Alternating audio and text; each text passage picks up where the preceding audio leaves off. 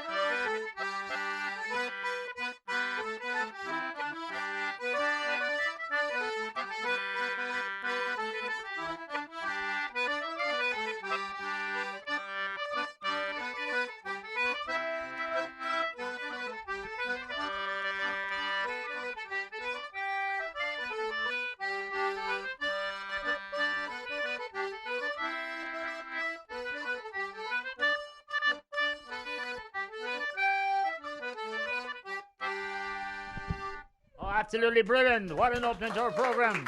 Terrific. Oh, yeah. Lovely musicians, young and not so young, and all the rest. Absolutely delightful to have you all here. Con Hogan, it's a real pleasure once again to welcome you to one Down Your Way. It's a pleasure to have you, Eamon. I suppose I've been interviewed by you now and then over the years, but it's nice to have you in our house here in Inishlownach in Clonmel. Absolutely, and to your wife, of course, Breda, for inviting us as well. Yeah. We'll be 50 years married now in a couple of days' time, so Oh, you have to be nice to us. It's a special time, of course, isn't it? Apart from everything else, to be kind of here and coming into the summer and all that, it's spring and all that kind of thing. And indeed, looking forward to Prairie Hall. And Oh, absolutely, yeah. Oh, yeah, sure. Hopefully now we'll have a good year and a repeat, if that's possible, of last year. If it's possible. Yeah. And if everything not, is possible. everything is possible, and if not, sure, as long as we have a good year and we do things as well as we can, that's all we can ask for. Tell me about Con Hogan, where he came from to be here in Malfield. Okay, well, I was actually born and reared in a place called Roseborough outside the Prairie Town. And I played my first hurling as an under 12 with Cordangan, which was a rural club in the parish of the Prairie. At that time, if you were in the rural part of an urban parish, you couldn't play. So we couldn't play for Arraville Rovers, so we played for Cordangan. Okay. And Andy Kennedy, Hugh Kennedy's father, and Jim Donoghue, John O'Donoghue's father, they were our mentors at the time. They were great people, absolutely great people. And that's where we started. Then we moved up to Kappa White, and I was involved with Kappa. My brother won a county minor and a county under 21 title in the same year in 1965. And my brother Tony, God be good to him, he passed away after, and he was involved in an accident. But I went to the Air Corps then in Baldonnel.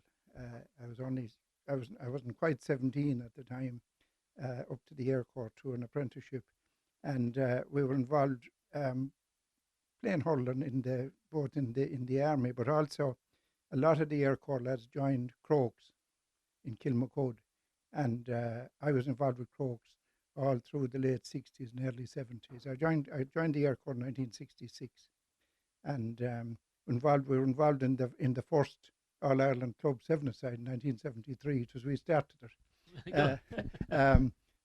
Buffers Alley beat a Cork team, I remember well, and St Finbarrs. And then in 1975, I came to Clonmel.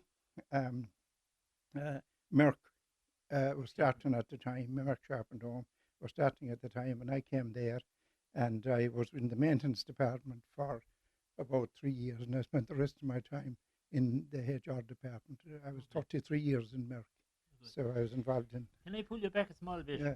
Back to the school days. What were they like as a young lad growing up? Actually, we had great days. I mean, our young days, I suppose, it was country life. There was no door closed to us. We roamed the country. We up across the river from us was Clonpet GA Club, and there was a handball alley there. We used to go up there in the evenings playing handball and tipping around and watching the older fellas playing. And that's the way it was. As I say, every door was open. There was no such thing as locked. We sold our house in 1964, and my father had no key to give to the auctioneer. There was no key to our house. Oh my and God. We sold our farm and moved up to Capper White, and that's the way it was, But the door was always open. The door was always open, always open. I remember when we'd come in from Mass of a Sunday, there was a neighbour of ours, Pat Welsh. He lived down across the fields, and Pat would be there waiting for his dinner. Now my mother would say, Pat, come up and sit down to your dinner, and he'd always say, oh no, ma'am, oh God, no, I'm all right. And then he'd sit up, and he'd say, in order to avoid pressing, he'd say. I like it. And we used to say to Pat, come on, Pat, in order to avoid pressing, come on up for your dinner. But that's the way it was those times. And then people used to come in the evening. We used to, John Hayes and Bob Hyland would be playing cards. And my mother would be number 6. If they were stuck for someone, my mother would be number 6, playing 45, and she'd get 8 because she wasn't a great card player. She'd do something wrong. We'd be messing around and learning how to play cards ourselves. But our house was a good house for singing as well. Okay. My father was a fine singer. My brother, Tony, all the Hogans it was a thing that was in the family. We used to sing Milking the Cows, that time by hand, of course. Of course it was, yeah. That's a long time ago, Going to the creamery, horse and carton. Absolutely, yeah. All of the above, yeah. The creamery into Prairie Town.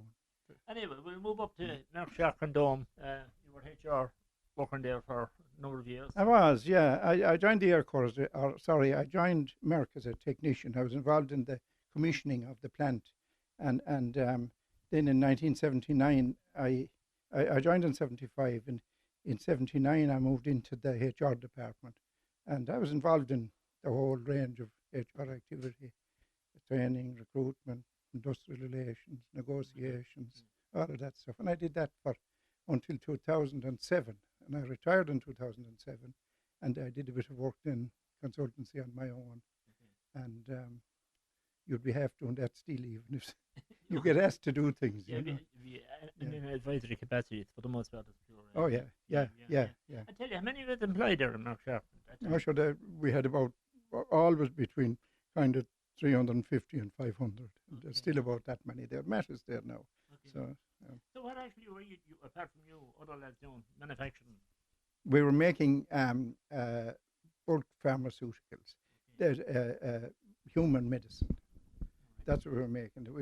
We made what was called the bulk active ingredient. And that active ingredient was then sent to other Merck plants where it was formulated into tablet form. And I mean, some very famous drugs were made by Merck, by us and by others around the world. And Merck had an animal health division as well. You probably put ivermectin on cattle in your time. All over the years, yeah. There you are, yeah. That was a Merck product. And that product is now a human product. Okay. Sure, look, it was a great start in life, wasn't it? Oh, yeah. They were a wonderful company to work with. Wonderful company. And if you wanted to work and you wanted to make progress, they'd let you do it. Okay. I'm here in Maddlefield with Con Hogan, former chairman of the county board, Munster Council, all the rest. We take another break. We're back just after these. Indeed, you're very welcome back to Down Your Way. I mean, Con Hogan and Breda Hogan's Kitchen here in Malfield. Brother Pat is with us. How are you doing, Pat? I'm doing very well, thank you. It's good to be part of Down Your Way. Ah, yes, it is, yeah. We're going back a while now. You were on it before. Yeah, we met before, we did indeed, yeah. You have an old song for us tonight. I will, yeah. It's an old Tipperary song, which I will sing for you now. Okay. Right. In Tipperary of renown, and quite near to Prairie Town, a squad of volunteers of note and fame, oh, for old Ireland's sake, they made the Tyrdon quake, and they set the hearts of Irishmen aflame.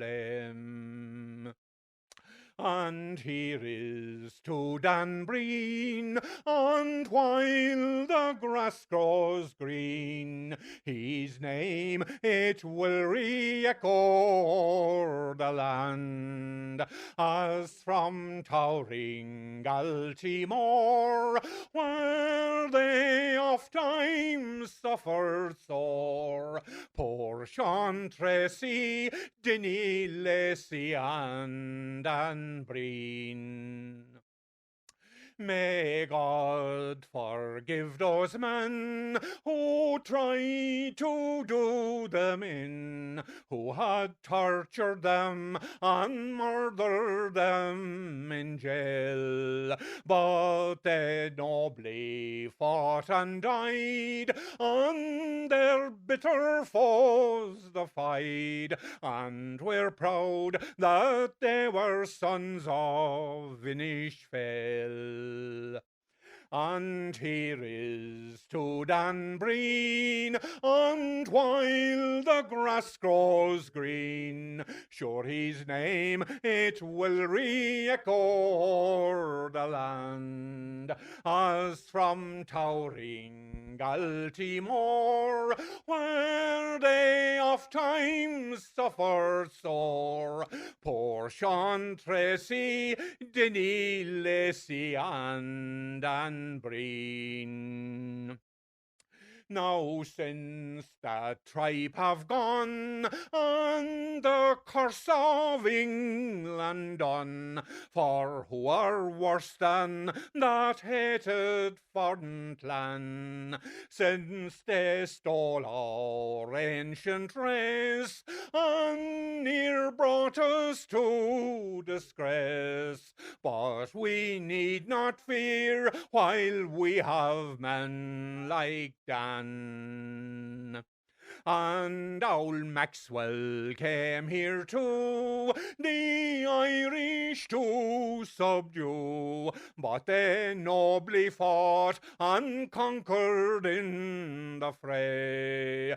And what colours could be seen? They were yellow, white and green, to make Ireland a republic by Sinn Féin.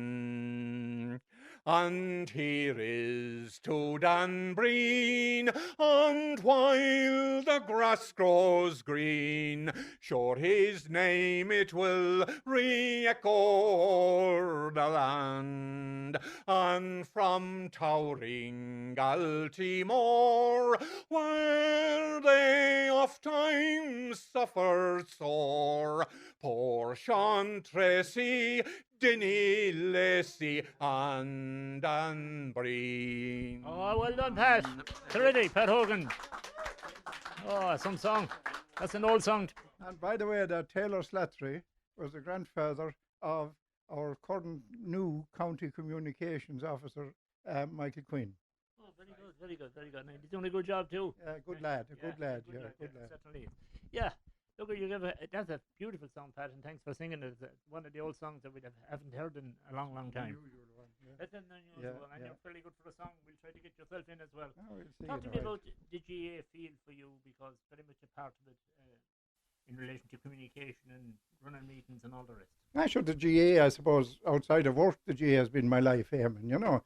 I was always involved. I was chairman of the South Board in 1988. Before that, I was involved as secretary of the club, and in the early 1980s, and at that time there was a big move on in the GA for every club to have its own pitch and that. So we actually bought a pitch in 1984, and it was the traditional pitch as it ended up that Marrowfield had. The Bagwell estate was being sold, and through a series of manoeuvres we ended up with the pitch, and it is there to this day. There's 9 acres there, and the club is probably not going that well at the moment. It suffers from being on the verge of the town, and there's no school there, but in time that'll come right, and they'll probably do some kind of a merger with another club or something. Yeah, junior hurling or whatever it is. Yeah, exactly. And indeed, you're talking about hurlers and stuff coming from Marrowfield. Great Hugh English. Oh, sure, Theo is, I suppose, when you talk about Marrowfield, you talk about Theo, and there's no doubt that I would say he was probably one of the best overhead strikers we ever saw. It's kind of gone out of the game now, and he was also one of the best centre fielders. He was a powerful man, and he won 5 senior All-Irelands and 1 junior. That speaks for itself. Absolutely, it does indeed. Yeah, indeed. Yeah. And of course, the ball was very lighter and a lot heavier in those days. A different world, and he had a hurley that you nearly need a wheelbarrow to carry it around in. Huge, heavy hurley. That was the way he hurled. But the man was so strong, But so then, I was involved, and I was chairman of the South Board from 1988 to 90, and involved with the club in various ways. The lads there now, Fanula, she's in the Marrowfield book there as one of our great score people. We were very much involved with score. We started, kind of got the juvenile thing going. Benny here was very involved, and other people like I suppose, Morris Kennedy, I suppose, would have been one, and many others, Benny, that were involved. But Benny particularly was involved with the score, and we used to have great times going around the county on score. So then I went on in 2000. Then I was elected chairman of the county board, and on the same day I was elected, Michael O'Brien was elected secretary, and just Michael was a marvellous man to work with. And we got on terribly well. Silver Mines, yeah, we got on terribly well together, and he just was a great fella.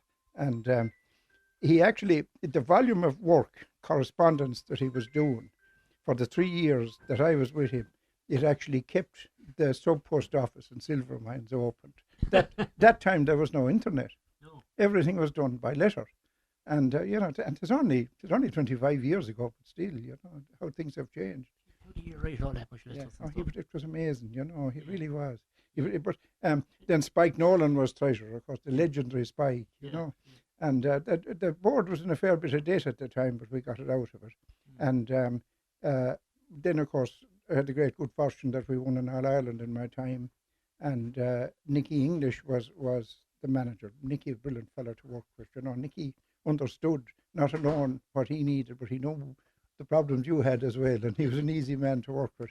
And who was chairman of the supporters club at the time was a neighbour of your own, Dennis Finn. Absolutely. Jim Finn's brother. Dennis, a great guy as well. So we had a group that worked very well together and got on well together, and things went well in our time then. And then immediately after I finished as chairman of the county board, I was on the Central Council. And I was in Central Council for 10 years, including for 3 years as a trustee of the association.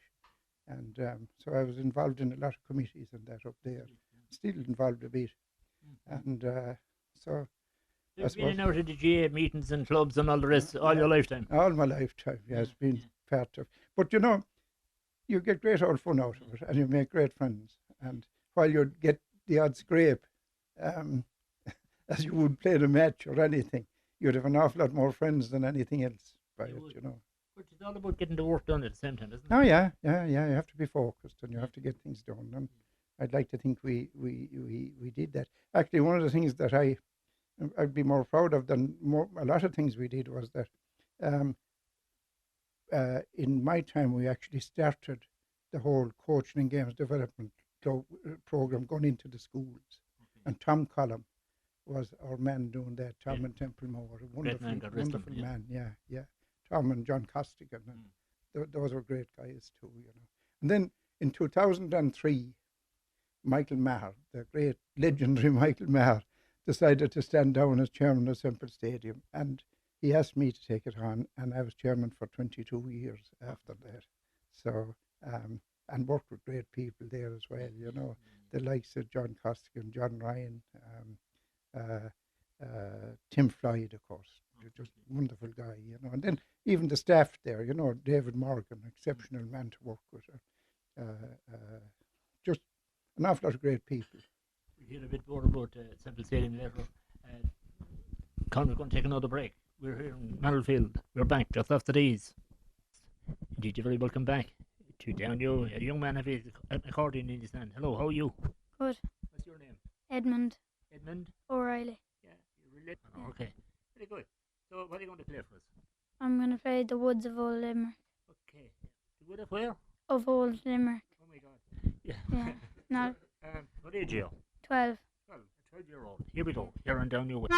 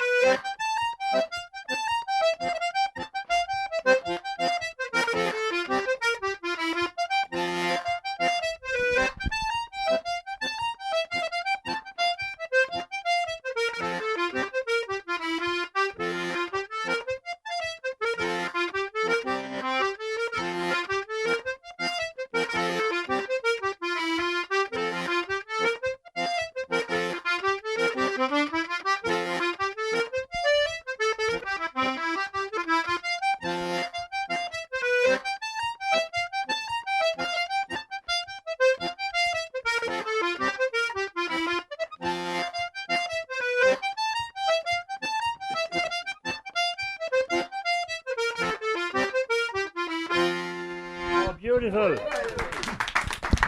You're an All-Ireland champion as well at 12 years. Yeah. When did you win that All-Ireland? I came second the last 2 years in a row, 2024 and 2025. Oh, very good. Well done, well done. Thank you very Thanks for playing for us. 2026, Yeah. I'm going to nail it, is right, yeah. Why not? When you were talking about Semple Stadium being chairman and development and all of that kind of thing. Yeah, big programme.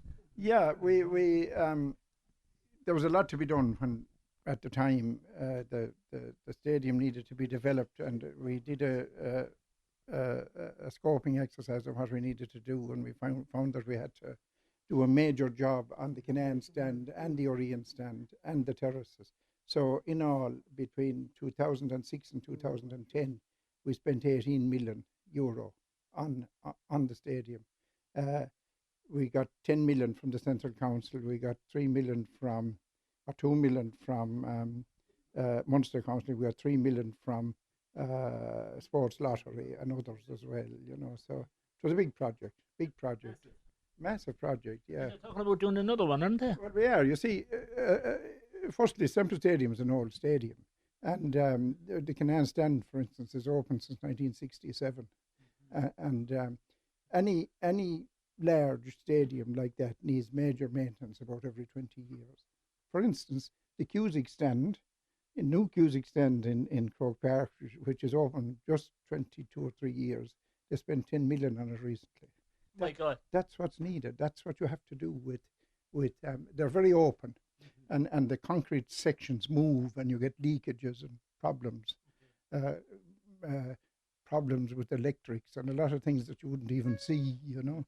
But so that's kind of what has to be done now. But I won't be doing that now. Ger Ryan is the new chairman. Oh, yes, of course, yeah. Ger will take that on. And a very efficient man too, in fairness to him. Absolutely. So that's a big project too, isn't it? Oh yeah, huge project. But that's Go ahead. Oh, it has to. You know, the Semple Stadium is an iconic stadium in the GA, and it can't be let deteriorate. You know, it's as simple as that. So that could be done. The museum could be moved up there and all that kind of thing. There's a lot could be done if you had the money. Now, it was funny. I was 22 years chairman of it, and I never had enough money to do all the things you needed to do there. But that was the reality of it, and you had to manage it as best you could, you know. But with some great people on the committee, as I say, you know, and you know, a lot of And most of those guys are half handpicked, are they? You know, you need good guys. RPG you do, yeah, yeah. And well, they kind of pick themselves after a while, you know, who's worth keeping and who. A lot of people just move on, you know, when they, when you ask them to do things that have a little bit of um, follow up in them, you know. But it's really part of your life for the most part, hasn't it been? Very much so. Between that and Croke Park, I've been very active in Croke Park all the time, and still am. A few years ago, we had well. Firstly, I ended up as chairman of the Artane School of Music as well, and I spent 6 years as chairman of that. I was asked the Artane School of Music is jointly owned by a trust, which is 50% GA and 50% the Christian Brothers, and at one stage they asked me to take it on, and I did it for 6 years in the middle of all the other things. So what does that entail? Well, look, the Artane School of Music is a voluntary setup, very much, if you like a GA club in the sense it's run by voluntary people with a couple of professional musicians, but it's basically children drawn from the North City, we'll say around Artane and that general area, Beaumont and all around there, young kids that are drawn into the school and they're trained as musicians, a bit like Banatloon here in Clonmel.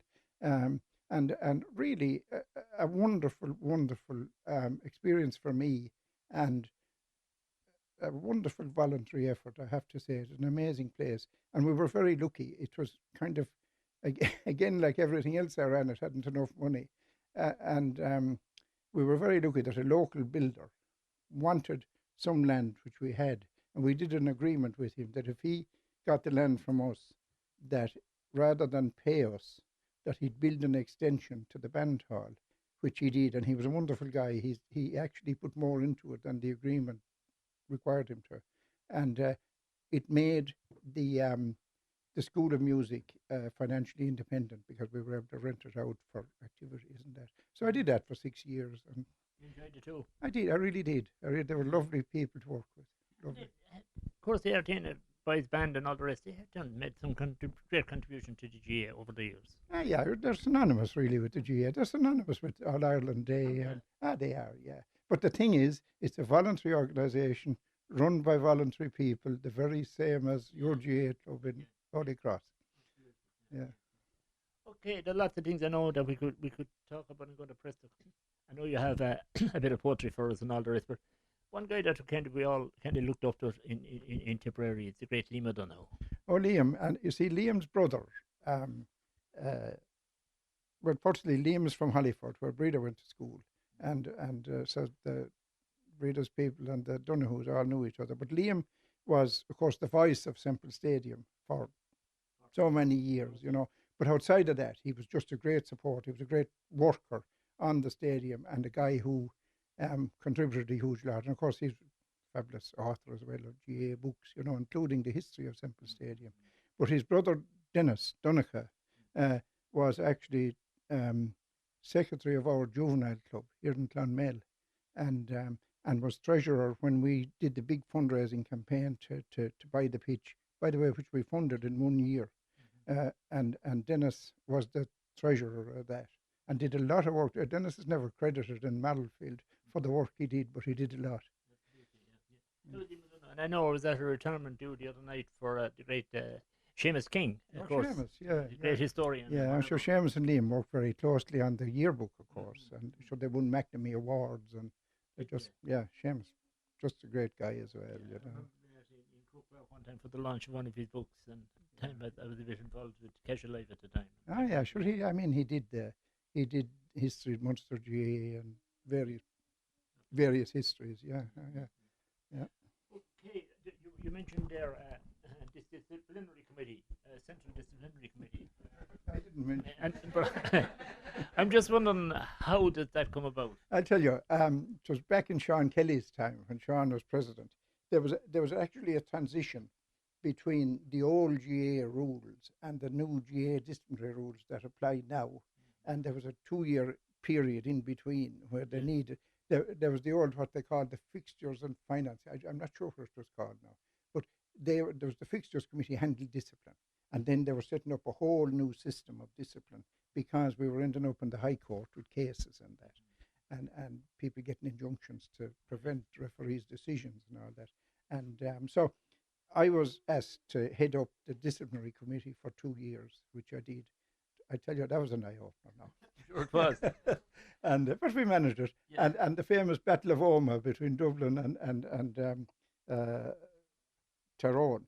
I was involved in all the Ups and downs. disciplinary stuff that came through that, you know. But I never fell out with anyone, though. Couldn't be the most popular job in the world, was No, it? it wasn't. But, you know, you just do it and stick to what you're doing, and that's about the size of it, you know. We're going to take another break.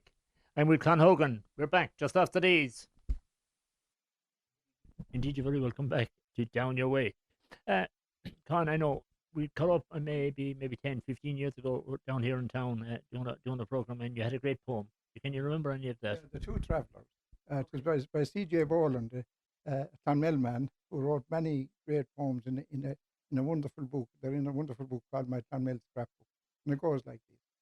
All over the world, the traveller said, in my peregrinations I've been, and there's nothing amazing, living or dead, that these eyes of mine haven't seen.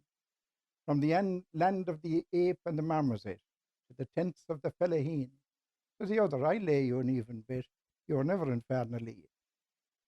I hunted the tigers, and I hunted the woods near Seringapatam, and sailed on the polar seas. I fished for a week in the Gulf of Siam, and lunched on the Chersonese. I lived in the valley of fair Kashmir, under Himalaya's snowy ridge. And the other replied, will you tell me, James, were you ever at Laffin's Bridge? I lived in the land where tobacco was grown, in the suburbs of Santiago. I spent 3 years in Sierra Leone and 1 in Del Fuego. I walked across Panama all in a day. Ah, me, but the road was rocky. And the other replied, will you kindly say, were you ever at horse and jockey? I bore my part in a savage fray, and I got this wound from a lascar. We were bound that day from Mandalay to the island of Madagascar. The sun never tired of shining there, and the trees canaries singing. What's that? Said the other. Sure, I have a pair, and there's lots of them over in Drangan. I hunted the tigers in Turkestan, in Australia the kangaroos, and I lived 6 months as a medicine man to a tribe of the Kathmandus. I stood on the scenes of Olympic Games, where the Grecians showed their paces. And the other replied, will you tell me, James, were you ever at feathered races? Don't talk of your hunting in Yucatan, or your fishing off St. Helena. I'd rather see young fellows hunting the wren in the hedges round Tobrahina. No doubt the scenes of a Swiss canton have a passable sort of charm, but give me the sunset on Slievenamon, on the road at Hackett's Farm. And I'd rather be walking along the quay and watching the river flow than growing tea with the cute Chinese or dining in Mexico. And I wouldn't care much for Sierra Leone if I hadn't seen Killinall, and the man that was never in Mullinahone shouldn't say that he's travelled at all. Oh, brilliant, absolutely stas. Matt Hogan, how are you doing? I'm good, thanks. Good to be part of Down Your Way. Oh, sure, thanks very much. All the stories. Oh, sure, Folklore. these aren't things new to me. I've heard all these before, but, they're still, they're a big part of my life, hearing all these stories, growing up all through the years, even with Pat and with Benny, this scenario wouldn't be an unusual one here, over the years. Yeah. Yourself, big time here in South Tip. Oh, I am, yeah. I'm involved with Clonmel Commercials at the moment. I'm the current secretary at the moment, and sure, look, we've a lot of initiatives going on at the moment where we've kind of outgrown our clothes there at the moment, so we're looking at expansion projects, and we won 3 titles last year, senior. So our main aim ultimately is to win them all back this year, but starts from under fives all the way up, and there's a lot going on. It's a big club, it's a big operation. It's almost a full-time job on top of my own job, It is, yeah. It is, and it's voluntary for the most part as well. all voluntary, and look, all my kids are involved as well, so I'm going to be there anyway, so I may as well put myself to use, yeah. The dad as well. Oh, sure, yeah. I suppose first talks to kill my cold. I found myself training a team up there, and I'm down in Merck myself now as well, and I find myself at county board meetings and that kind of carry on. So there's something rolling down after that. Stuff by your father as well. Problem we have going on. Or whatever, right? You do it all yourself. I'd open a conversation every now and again to see the look in his face, Yeah. Good to say hello to us and every success to the show. Very much. Benny O'Connor was with me. Benny, how are you? I'm very well, Eamon. Very well. Sitting beside this lad here beside you. You've achieved a lot. Well, haven't sure. you? I know Conhogan since both of us started out in life in Marrowfield here back in the, 65, 70s. And we become pals ever since. And Conhogan is a great man. Anything you want, up to Con and he'll have it.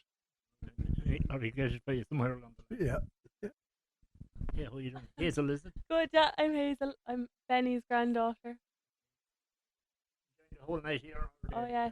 The stories. What does the stories mean to you?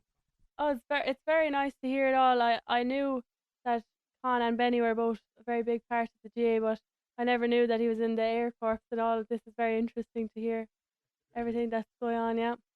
Well, it's history and story, isn't it?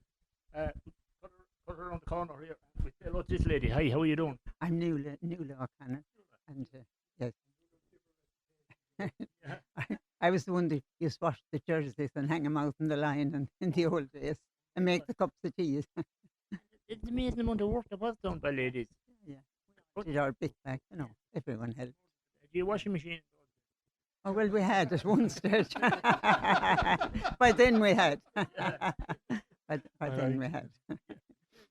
No washing machines there for a long time. No, but thank God we had one at that stage. You're good for a recitation contest. Yeah. Okay. I'm a bit of a recitation because we're All right, I'll try it. So, Kate Fanuk, the resurrection of Kate Fanukin. Oh, she was a handsome corpse, he said. Divil a difference between living and dead, you see in her. A fine red face and a starchy pillow edged with lace. Her cold hands clasped, her mousy hair as neatly tied as a girl at a fair. Touch and 40 she was when she passed away, but 20 she looked as she lay on the broad of her back.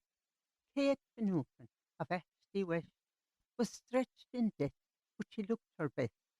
The cousins came from all parts of the kingdom, Coffeys and Lane from Dingle, Cartys and Ryan, married and single, honest and other half. For a day and a half as she lay in her bed, we sang and we drank and we prayed her to heaven. But after singing and drinking, there wasn't much more to do. So we lifted her into the coffin. But it was at that moment, as I stood at the head of the bed with my glass in my hand, that she opened her eyes and stretched like a cat. And Mother of God, will I ever forget the cut and the go that set in the sight of her? When calm as you like, with a toss of her head, Kate Fanukin sat up in the bed. No need to tell of all the confusion that fell on the cousins, friends, neighbours, myself included. Dead she'd been, and now this disastrous return to life. But after a while things settled down, and Kate met Tate with the cousins. She found she'd not seen them in ages. And what's more, she clapped her eye on a Linnamore man called Hartley, and 3 months later she paraded him up the altar in rare style. And what's more, she's still to the good, for 9 months later she produced a fine son and heir. Gay woman Kate, Maloney said, divil a difference between living and dead. Oh, beautiful. Oh, terrific. Rita, how are you? Hello, but I'm very well, thanks. Good to be in your house, eh? Yeah, Thanks for the invitation. Yeah, you're most welcome here, yeah. You're usually involved in sport all your lifetime. Oh, yes, yeah. Always around GA. Yeah, I played camogie in Dublin, with civil service in Dublin. I play a bit of golf now, yeah. Keep up with the sport, yes. Yeah, Carmel. Yeah. It's a sporting house, isn't it? Oh, very much so, yeah. And you're really great, isn't it? Oh, it's nervous, yeah. We put around the corner here. Hey, hello to the sun here along this side. Hey, how are you doing? How are you doing, Connor? The other How are you son. doing, How are you Connor? doing? Not too bad. Not too bad. Good to be here. Yes, absolutely. No. Look, Mrs. Matt said there we're very lucky to grow up with such great parents and like getting us so involved in sports. Both myself and Matt both played in Matt continued on with the secretary of the club and commercials and the like now. Yeah.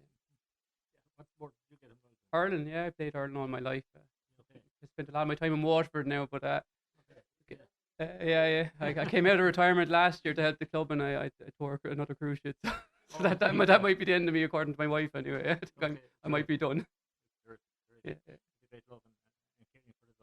Okay, thanks very much. Thanks very much. How are you doing, Larry? I'm not too bad. The first time I met Con Hogan must have been probably in late 70s. Myself and a few lads were walking up the road here, and Con said to us, "Where do you play hurling, lads?" And we said, "Well, we don't play. We only play in the school." He said, "Would you like to be playing around here?" And we said, "We'd love to."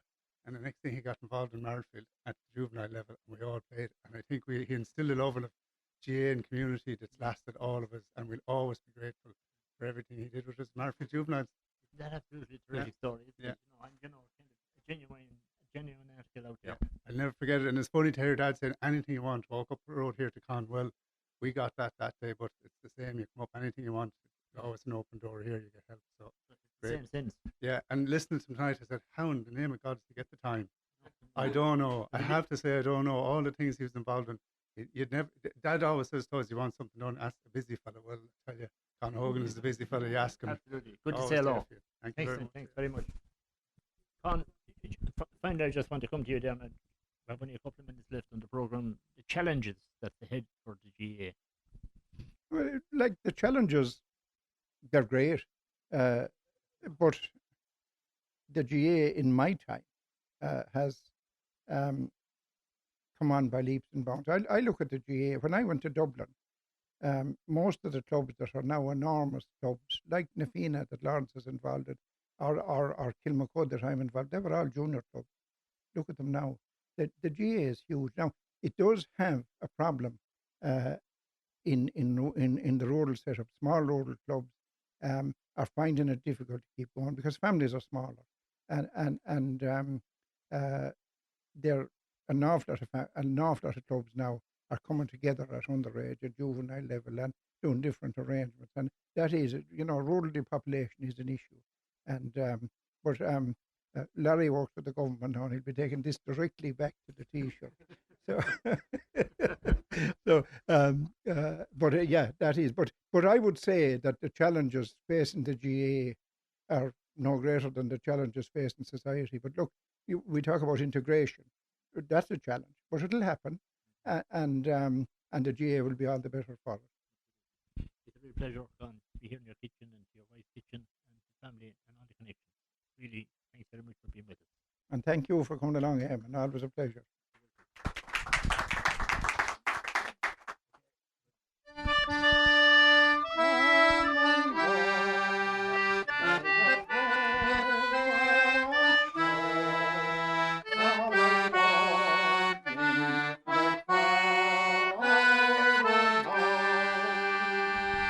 So that's my program for this week. My thanks to all the guests on this week's program. Don't forget, we're back with another edition of Down Your Way at the same time next week. From all of us on the program, from Con Hogan's Kitchen.